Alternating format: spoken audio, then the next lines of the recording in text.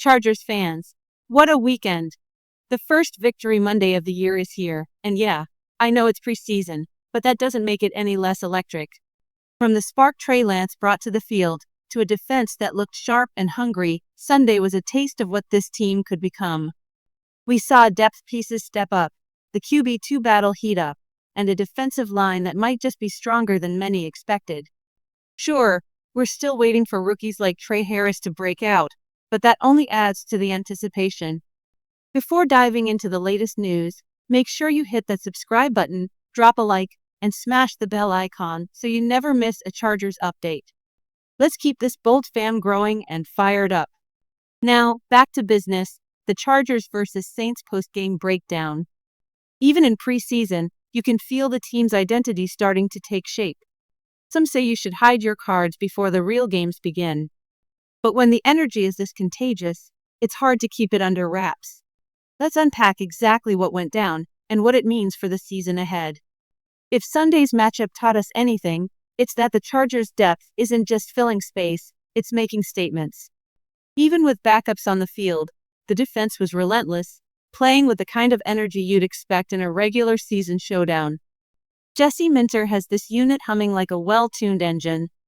The rotations were seamless, the secondary locked down everything in sight, and the pass rush refused to let up, holding New Orleans to just 13 points, and one of those coming off a broken play, speaks volumes about how dialed in this group is. But the real headline? Eric Rodgers. Say what you will about the way his day ended, but before that moment, he was an absolute menace. 2 interceptions, one of them a pick six, and constant disruption that kept the Saints guessing. At 6'2", with speed to burn, he's the kind of corner quarterbacks hate to see across the line. What makes it even more impressive is how these talents are emerging from deep in the roster. Nico Reed, Cam Hart, Tarheeb Still, the young corners are stepping up big, showing that the Chargers aren't just building a defense, they're building a fortress. If this is what the second string looks like in August, imagine the havoc they can wreak when the games start counting. Eric Rodgers played like the kind of corner every quarterback dreads, the one who can read your eyes, jump your route, and snatch the ball right out of the air. On Sunday, he looked every bit like a starting caliber defensive back, showing poise, anticipation, and the kind of ball skills that change games. That's why it was such a gut punch to see him go down late. From my view, it looked like an awkward roll of the ankle during the tackle, nothing confirmed, of course, but enough to keep him out for the rest of the game. And now, with the preseason clock ticking, his fight for a spot on the 53-man roster becomes that much tougher. Still, you can feel the fan base pulling for him. Talent like that deserves another shot. But Rodgers wasn't the only bright spot on defense, far from it. The defensive line came out swinging, and to be honest, it caught me off guard. This group had question marks heading into the season, but they answered with authority. 5 sacks, constant disruption, and a rotation that kept fresh legs in the backfield all night. Wax and Murphy brought the heat. Caldwell and Tony Jefferson made their presence felt, and even Deshaun Hand got in on the action, blowing up a play on 3rd down that had the crowd buzzing. And then there's Nisa Sila, a recent pickup from the Raiders, making an impact right out of the gate. If this is the level of pressure they can generate in August, just imagine what's coming when the games start to matter. This front might just be the surprise weapon of the season. Just when it looked like the Saints might start pounding the rock, the Chargers' defense slammed the door shut. Kender Miller broke off a few impressive runs early, the kind that make you brace for a long night, but the unit adjusted fast. By the end of the game, New Orleans running backs had been held to just 39 yards. Sure, the quarterback scrambled for a bit more, but against a backfield with that kind of depth, this was a statement performance. Up front, the defensive line kept stacking wins. Rookie Jamari Caldwell recorded his first sack, an interior rush that combined raw power with surprising burst for a man his size. Plays like that are why this front is starting to turn heads. And then there's the night's headliner, Caleb Murphy. The guy was everywhere, adding 2 more sacks to his preseason tally and living in the backfield from the first whistle to the last. He's forcing a real conversation about the edge rotation heading into the regular season. We all know the top 3, Khalil Mack, Tuli Tuipulotu, and Bud Dupree, but that 4th spot? It was expected to belong to rookie Kyle Kennard, a fourth-round pick with plenty of upside, but so far, he hasn't had his breakout moment. Meanwhile, Murphy is making his case impossible to ignore. The question now is whether the Chargers keep 5 edge rushers, because letting either of these guys go could mean watching another team reap the benefits. The Chargers have a tricky decision on their hands: keep developing Kyle Kennard, a fourth-round pick with untapped potential, or make room for Caleb Murphy, who's already proving he can deliver on game day. Murphy's been one of the preseason's biggest standouts, racking up 2 more sacks against the Saints and constantly disrupting the backfield. Alongside Eric Rodgers, he's part of the reason Jesse Minter's defense has been so dangerous this summer. Another name that deserves more buzz is R.J. Mickens. The rookie safety played with authority, 9 tackles, a quarterback hit, a pass breakup, and the kind of aggressive, low-target tackling that stops big plays cold. For a late-round pick, Mickens is already showing the awareness and range the Chargers need, especially with Derwin James moving all over the field. If this continues, he's not just making the roster, he's forcing his way into meaningful snaps. But not every defensive performance was a highlight. Trey Bridges had a rough outing, getting beaten deep multiple times, including on a long strike from Tyler Shuck that went for a touchdown. By the end, he'd surrendered nearly 100 yards and a score, with quarterbacks targeting him repeatedly.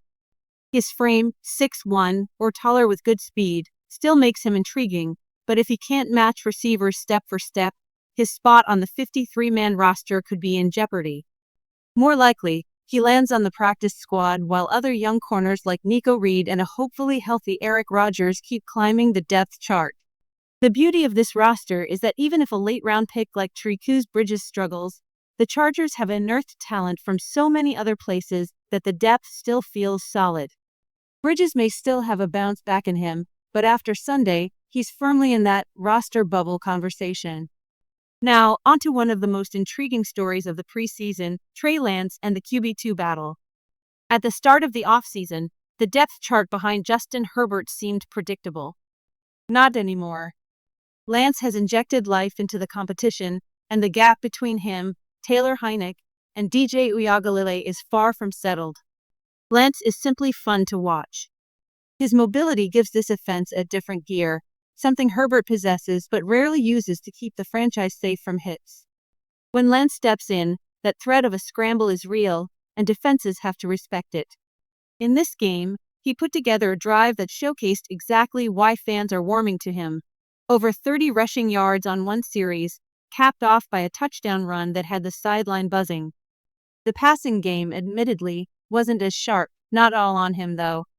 A handful of perfectly placed throws ended up on the turf thanks to drops, something the Chargers must clean up before September. Still, it's clear Lance is building momentum. This is the kind of arc we've seen before in LA, players rediscovering their spark in powder blue, going on to land bigger roles or contracts elsewhere. Whether Lance ends up as QB2 or not, he's making it impossible to look away.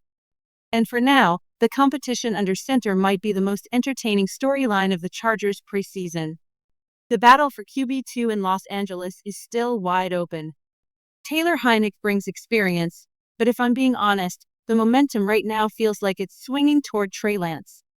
He's been sharp, confident, and bringing a spark to every snap he takes. But preseason isn't over, there's still work to do, and a few more games to prove who truly deserves that backup spot. While the quarterbacks fight for position, the Chargers' run game continues to steal the spotlight. This isn't just a preseason quirk, it's quickly becoming part of the team's identity. You can see it in the way they attack the line of scrimmage, chew up the clock, and keep opposing offenses watching from the sideline. That's championship football. Hassan Haskins has been punishing defenders. Demarion Hampton and Najee Harris are waiting to make their own impact. And then there's Rocket Sanders, the undrafted free agent who's making every touch count. This week, he didn't just look good, he looked dangerous. A decisive one-cut move, burst to the edge, and gone, straight into the end zone. Plays like that aren't just highlights, they're headaches for defensive coordinators. It's almost a luxury problem. When you have this many backs who can produce, you know you're in for a season where the run game can close out wins, bleed the clock, and keep Herbert fresh. Sanders now joins the list of backs who can come in at any moment and change the pace. He's powerful, shifty, and flat-out fast. Watching him carve up the field this week just reinforced it. This Chargers ground attack is going to be a problem for a lot of teams in 2025. Raheem Rocket Sanders continues to turn heads. He's got the build, the burst, and the kind of playmaking that makes you stop and rewind the tape. But not every back in the room had the same momentum this week. Nyheim Hines, who shined in the Hall of Fame game, hit a rough patch. Now, to be fair, his pass protection was outstanding, some of the cleanest, most physical blocks you'll see from a running back this preseason. In fact, Trey Lance's touchdown drive doesn't happen without Hines standing tall in the pocket and taking on blitzing defenders like a lineman. That's veteran toughness. But on special teams, that's where it fell apart. 2 fumbles in one game, 1 recovered, 1 costly, and in a competition this tight, that can swing a coach's trust in an instant. Special teams might have been his ticket to sticking on the roster, but now you wonder if that door has quietly closed. And here's the real dilemma. The Chargers running back room is loaded. Najee Harris and Demarion Hampton are locked in as the top 2. Kamani Vidal feels like a safe bet at RB3, with Hassan Haskins holding RB4. That already makes Rocket Sanders the odd man out, and no one wants to see that happen. Could the team carry 5 backs? Maybe.